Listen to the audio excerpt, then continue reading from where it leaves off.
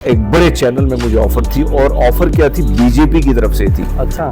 اس سے میں نے سوال کیا کہ اتنی ساری چیزیں اگر آپ مجھے دے رہے ہیں تو بدلے میں آپ نے مجھ سے کیا کام لینا ہوگا, کیا مجھے طارق فتح بننا ہوگا.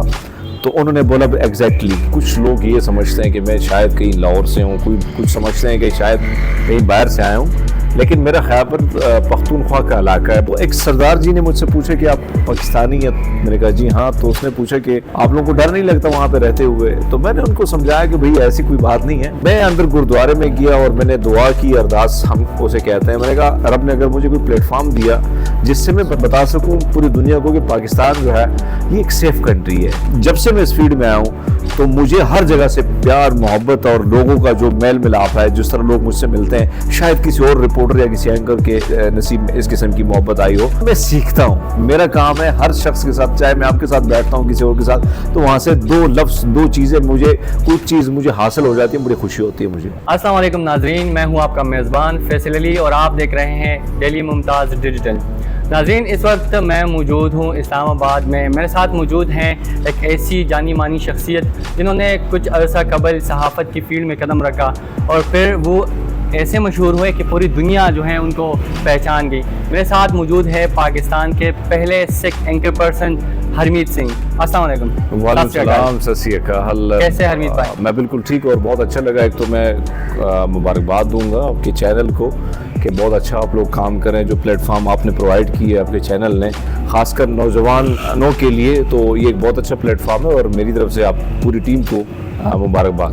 بہت شکریہ حمید بھائی. سب سے پہلے یہ بتائیں آپ کا تعلق کہاں سے, کیونکہ موسٹلی لوگوں کو یہ پتہ بھی نہیں ہے, ویورز کو پتہ نہیں ہے کہ آپ کہاں سے بلانگ کرتے ہیں, تو ویورز کو بتائیں کہ آپ کا تعلق کہاں سے ہے. اچھا, ویسے میرے بارے میں نا بہت ساری چیزیں ایسی ہیں کہ کچھ لوگ یہ سمجھتے ہیں کہ میں شاید کہیں لاہور سے ہوں, کچھ سمجھتے ہیں کہ شاید کہیں باہر سے آیا ہوں, لیکن میرا خیبر پختونخوا کا علاقہ ہے. بڑا خوبصورت سرسبز علاقہ ہے اور ڈسٹرکٹ شانگلہ کا نام شاید آپ نے سنا ہوگا, اور وہاں پہ ایک چھوٹا سا گاؤں ہے چکیسر.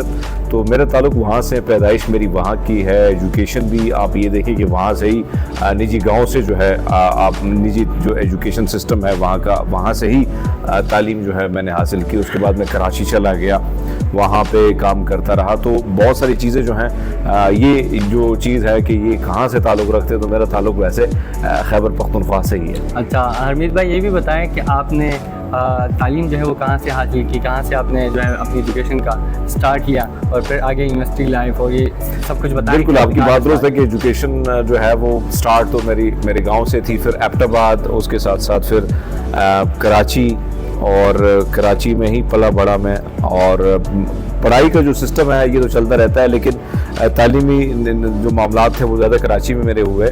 اور اس کے بعد میں نے, اس وقت مجھے شوق تھا کہ میں میڈیا میں کچھ کروں یا میں ٹیلی ویژن کی اسکرین پر آؤں.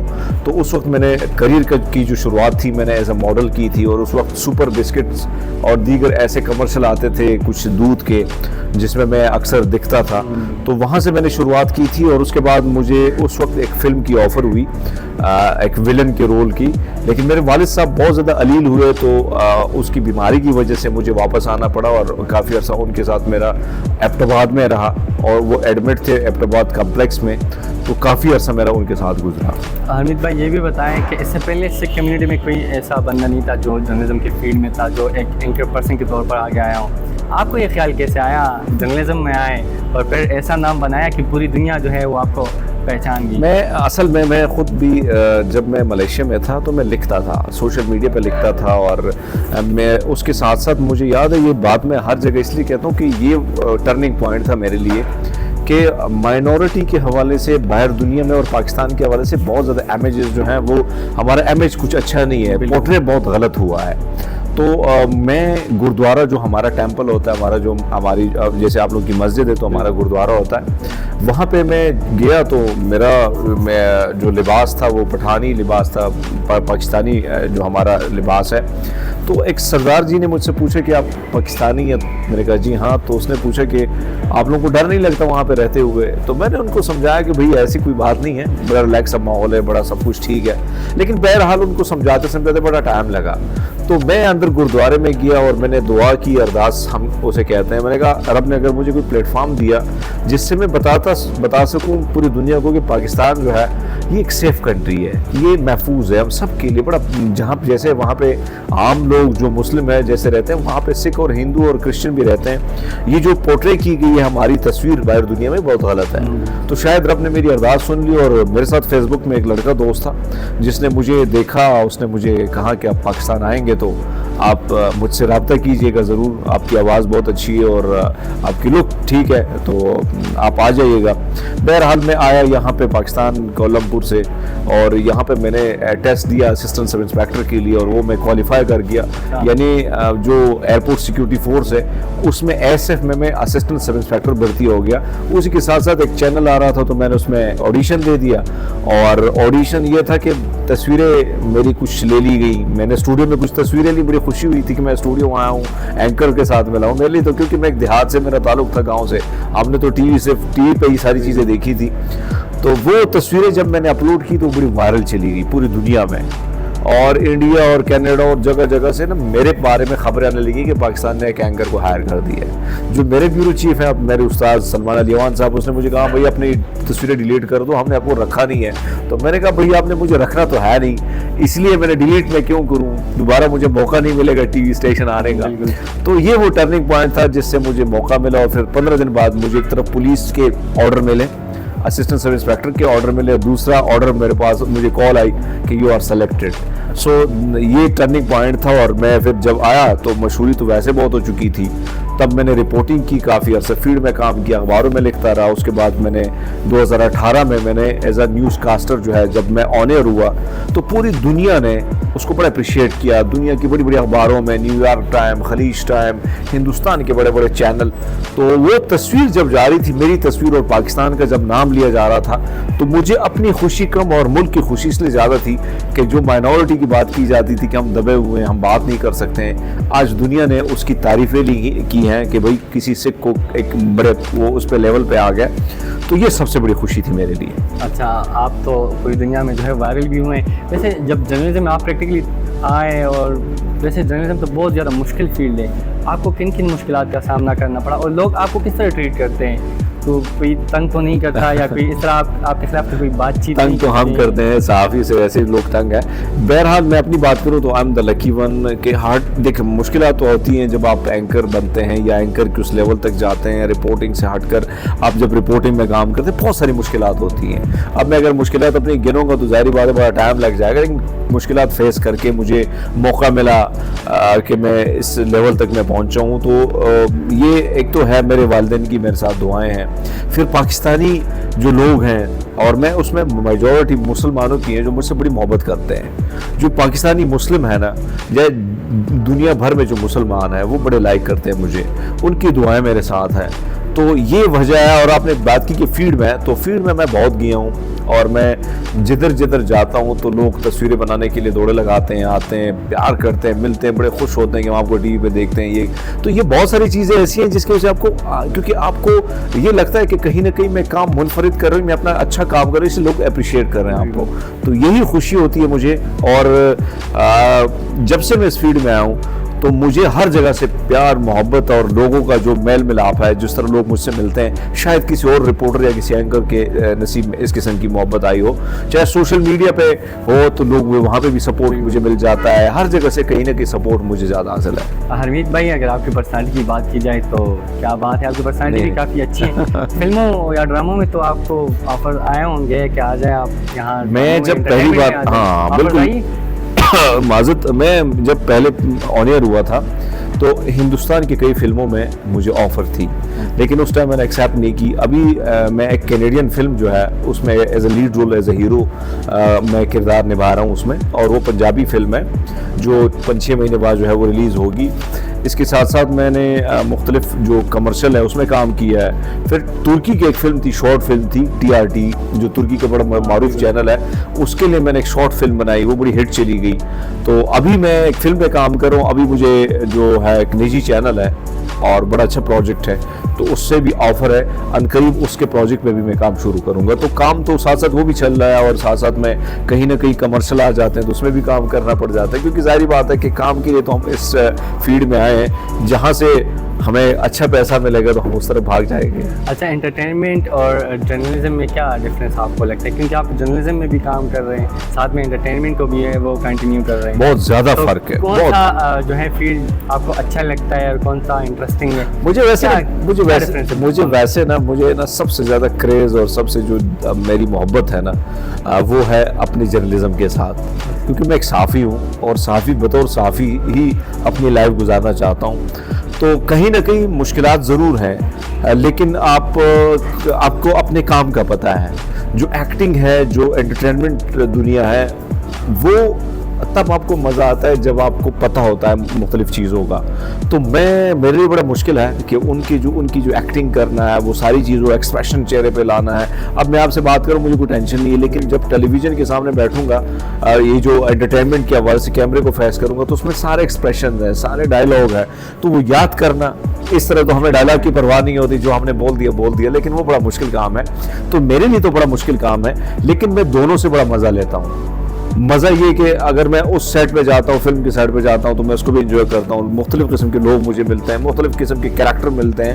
ان کرداروں کے ساتھ جب آپ کی بات چیت ہوتی ہے تو آپ کو ایک نئی چیز سیکھنے کو ملتی ہے. تو میں سیکھتا ہوں. میرا کام ہے ہر شخص کے ساتھ, چاہے میں آپ کے ساتھ بیٹھتا ہوں کسی اور کے ساتھ, تو وہاں سے دو لفظ, دو چیزیں, کچھ چیز مجھے حاصل ہو جاتی ہے, بڑی خوشی ہوتی ہے مجھے. یہ بتائیں, پاکستانی جو جرنلزم انڈسٹری ہے, ان میں آپ کے فیوریٹ جرنلسٹ یا فیوریٹ اینکر پرسن کون ہے؟ میں شاہزیب خانزادہ کو بہت دیکھتا ہوں, حامد میر صاحب کو بہت زیادہ فالو کر رہا ہوں, اور اسی کے ساتھ ساتھ مطیع اللہ جان صاحب جو ہیں میرے بڑے سینئر ہیں, اور اس کو یہ 2-3 نام ایسے ہیں جن کے لیے میرے دل میں بہت رسپیکٹ ہے, اور میں ان کو بہت زیادہ دیکھتا ہوں. تو اسی کے ساتھ ساتھ کچھ اور بھی ہیں, لیکن یہ میرے فیوریٹ لسٹ میں وہ ہیں جن کے پروگرام میں بڑا ریگولر شوق سے دیکھتا ہوں, اور ان کی بہت ساری چیزوں سے میں متاثر ہوں. اور دیکھو, کوئی نہ کوئی پرسنالٹی ایسی ہوتی ہے جو آپ کو اٹریکٹ کرتی ہے, اور یہی وجہ ہوتی ہے کہ اسی فیلڈ میں بھی جب آپ آتے ہیں تو کوئی پرسنالٹی آپ کو اٹریکٹ کر کے لے آتی ہے. تو میرے خیال میں کہیں یہی لوگ تھے جس کی وجہ سے ہم اس فیلڈ میں آئے ہیں. اچھا, آج کل جرنلزم میں اگر دیکھا جائے, جرنلزم انڈسٹری میں کمپٹیشن بہت زیادہ بڑھ گیا ہے. اگر ینگسٹرز اس انڈسٹری میں آئیں گے, ان کے لیے کافی جو ہے چیلنجز ہوں گے. کیا سمجھتے ہیں, ینگسٹر کو یہ فیلڈ چوز کرنا چاہیے؟ جی, فیلڈ تو آپ ہر فیلڈ, اس فیلڈ کو چوز کریں جو آپ کو اچھی لگتی ہے اور آپ کو پتہ ہے کہ میں کر سکتا ہوں. ینگ, آپ نے بات کی کہ کمپٹیشن تو ہر جگہ ہے, ایسا نہیں ہے کہ نہیں ہے, لیکن جو ہماری ینگ جنریشن ہے ان کی ایک پرابلم ہے. وہ یہ پرابلم ہے کہ وہ فیلڈ میں کام کرنا نہیں چاہ رہے ہیں, وہ رپورٹنگ میں آنا نہیں چاہ رہے, وہ سیدھا اینکر بننا چاہتے ہیں, اور بولنا کسی کو کخ نہیں آتا ہے, اخبار کوئی پڑھتا نہیں ہے, کسی کے ساتھ بندہ کوئی بیٹھتا نہیں ہے, بس یوٹیوب میں 2-3 باتیں سیکھی اور کوشش وہی کرتے ہیں, اور اس طرح کامیابی آپ کو ملتی نہیں ہے. شارٹ ٹرم میں آپ کو کامیابی تو مل جاتی ہے, لانگ ٹرم کے لیے آپ کام نہیں کر سکتے ہیں. تو یہ چیز میں جو نوجوان ہیں ان کو میں یہ مشورہ دوں گا کہ دیکھیے جب تک جو وہ کہتے ہیں نا, جب آپ پتھر کو ٹائل بناتے ہیں, وہ مختلف مراحل سے گزر کے ٹائل بنتا ہے, تب جا کے اس کی اٹریکشن جو ہے وہ آپ کو کھینچتی ہے اپنی طرف. تو یہی وجہ ہے کہ جب تک آپ ان مراحل سے نہیں گزرتے جس سے تقریباً لوگ گزرے ہیں, تو تب آپ ایک اچھے اینکر, آپ اچھے صحافی نہیں بن سکتے ہیں. تو جو نوجوان ہیں وہ شارٹ کٹ کی تلاش میں, اور شارٹ کٹ اس فیلڈ میں نہیں ہے بالکل. اچھا حمید بھائی, مجھے یہ بتائیں, اگر آپ کو انڈیا سے آفر آئے, نیوز چینل کی طرف سے یا کسی ڈرامے یا فلم کی طرف سے آپ کو آفر آئے, تو کیا وہاں جائیں گے کہ نہیں؟ میں نے آپ کو شروعات میں بتایا کہ انڈیا سے مجھے فلموں کی پہلی آفر تھی, پنجابی فلموں کی, میں نہیں کیا. اور نیوز چینل کی مجھے, یہ میں صرف آپ کے چینل پہ کہنا چاہ رہا ہوں کہ نیوز چینل میں مجھے ساتھ ایک بنگلہ, ایک گاڑی, اور ساتھ میں مجھے نا ایک بڑے چینل میں مجھے آفر تھی. اور آفر کیا تھی, بی جے پی کی طرف سے تھی. اچھا, باقاعدہ میں اس لیڈر کا نام بھی آپ کو سارا کچھ, جس نے مجھے کال کی, اس کے وہ میسیجز آج بھی میرے پاس پڑے ہیں. اس سے میں نے سوال کیا کہ اتنی ساری چیزیں اگر آپ مجھے دے رہے ہیں تو بدلے میں آپ نے مجھ سے کیا کام لینا ہوگا, کیا مجھے طارق فتح بننا ہوگا؟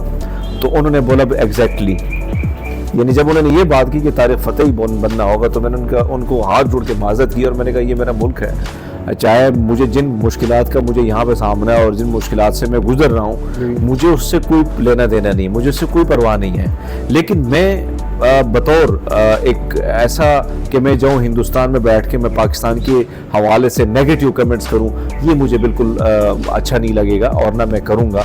तो वो जो ऑफ़र थी वो मैंने ठुकरा दी है। हाँ, फिल्म और जो सॉफ्ट एंटरटेनमेंट है उसकी तरफ अगर आप कहें तो मैं जाने के लिए तैयार हूँ, कोई इशू नहीं है। अब अगर क्योंकि अब मेरे पास टाइम भी है, इधर भी काम कर रहा हूँ तो उधर भी काम कर सकता हूँ। अच्छा, लास्ट में पाकिस्तान के नाम कोई पैगाम? पाकिस्तानियों को तो मैं यही कहूँगा कि देखें, ये मैं हमेशा ये बात करता हूँ कि रियासत, ये वतन, ये मुल्क बड़े मुश्किल से मिला है। और चाहे हम हर जिस इदारे में हम काम करते हैं, हम अगर दिल से काम करेंगे, हम मेहनत बग़ैर किसी लालच के, बग़ैर किसी चीज़ के कि भाई मेरी ज़ात को फ़ायदा होगा, अगर हम इस ज़ात को फ़ायदा पहुँचाने का काम करेंगे, इस मुल्क की को फ़ायदा पहुँचाने के लिए काम करेंगे, तो तब ये मुल्क खुशहाल होगा तो हम खुशहाल होंगे। तो मेरे ख्याल में जितने भी लोग देखने वाले हैं, सुनने वाले हैं, उनको मैं यही कहूँगा कि इस वतन से मोहब्बत करें। ये वतन जो है बड़ी मुश्किलों से मिला है और इसकी कदर करें। जिस जगह में आप काम करें, ये नहीं कि आप टेलीविज़न पे कामयाब फौजी बन के आप काम करें, जिस इदारे में आप काम कर रहे हैं आप उसको ईमानदारी से निभाएं। मेरे ख्याल में बहुत सारी चीज़ें जो हैं वो एक पॉजिटिव होंगी। अगर पॉजिटिव रिस्पॉन्स मुल्क का होगा तो वो पॉजिटिविटी जो है हमारे माशरे में होगी, हमारी लाइफ में होगी, हमारी ज़िंदगी में होगी। बहुत बहुत शुक्रिया हरमीत भाई। आपने सुना कि हरमीत भाई पाकिस्तान के पहले सिख उनके पर्सन बने और इसके अलावा उसने कितनी स्ट्रगल की और आज जिस मुकाम पर वो है तो वो उनकी स्ट्रगल की बदौलत हैं। इसी के साथ अपने मेज़बान फैसल अली को इजाज़त दीजिए। अल्लाह हाफ़िज़।